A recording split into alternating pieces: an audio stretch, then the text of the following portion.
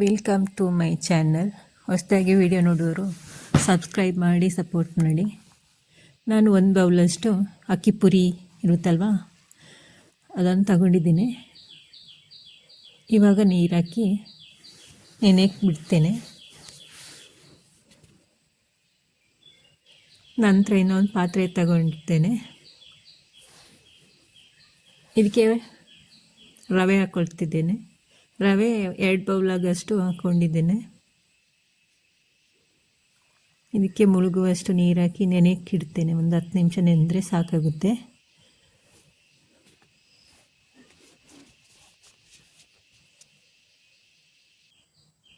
ಇವಾಗ 10 ನಿಮಿಷ ಆಗಿದೆ. ಇವಾಗ ನೆಂದಿರುವ ರವೆಯನ್ನು ಒಂದು ಜಾರ್ ತಗೊಂಡು ಹಾಕ್ಕೊಳ್ತಾ ಇದ್ದೇನೆ.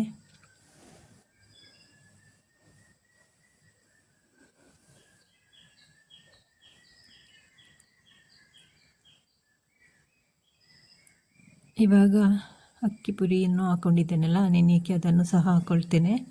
ನೀರನ್ನು ಹಿಂಡಿ ಹಾಕ್ಕೊಳ್ತಿದ್ದೇನೆ. ಇದರಲ್ಲಿ ಏನಾದರೂ ಡಸ್ಟ್ಗಳಿದ್ದರೆ ಕೆಳಗೆ ಇರುತ್ತೆ ನೀರಿನಲ್ಲಿ.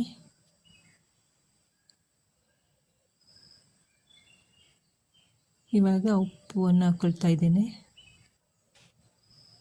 ಇವಾಗ ಸ್ವಲ್ಪ ನೀರು ಹಾಕಿ ನೈಸಾಗಿ ಮಿಕ್ಸಿ ಮಾಡ್ಕೊಳ್ತೇನೆ.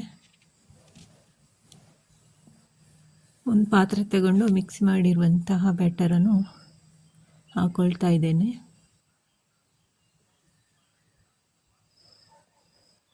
ನಾನು 2 ಸತಿ ಮಿಕ್ಸಿ ಮಾಡ್ಕೊಳ್ತಿದ್ದೇನೆ.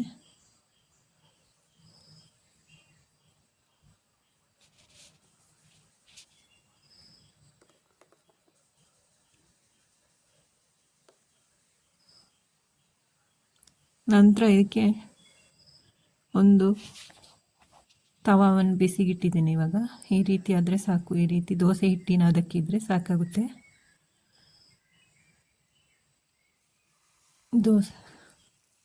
ತವಾ ಬಿಸಿ ಆದಮೇಲೆ ಈ ಥರ ಹಾಕ್ಕೊಳ್ತಾ ಇದ್ದೇನೆ. ದೋಸೆ ಸೂಪರಾಗಿ ಬರುತ್ತೆ. ಇದಕ್ಕೆ ಏನೋ ಸೋಡಾ ಏನೂ ಬೇಡ. ನೀವು ಈ ರೀತಿ ಟ್ರೈ ಮಾಡೋದಿದ್ರೆ ಒಮ್ಮೆ ಟ್ರೈ ಮಾಡಿ ನೋಡಿ. ವಿಡಿಯೋ ಇಷ್ಟ ಆದರೆ ಲೈಕ್, ಕಮೆಂಟ್, ಶೇರ್ ಮಾಡಿ.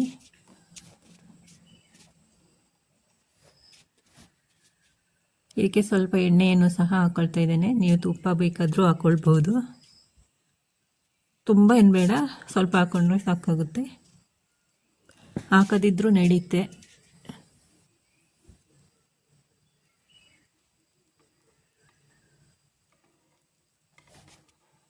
ಈಗ ಬಲವಂತವಾಗಿ ದೋಸೆಯನ್ನು ಏಳಿಸ್ಬೇಕು ಅಂತ ಏನಿಲ್ಲ, ಅದಾಗಿ ಏಳುತ್ತೆ.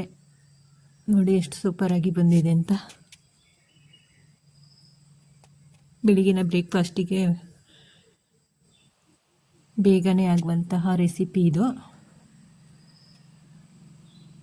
ಎಷ್ಟು ಸೂಪರಾಗಿ ಬಂದಿದೆ. ತೆಂಗಿನಕಾಯಿ ಚಟ್ನಿ ಜೊತೆನೂ ಸೂಪರಾಗಿರುತ್ತೆ.